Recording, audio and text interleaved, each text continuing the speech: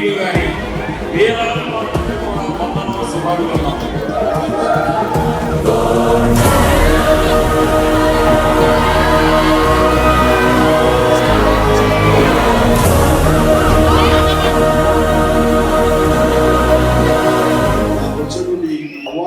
అవార్డులో భావిస్తూ ఆనందం వ్యక్తపరుస్తున్నారంటే నిజంగా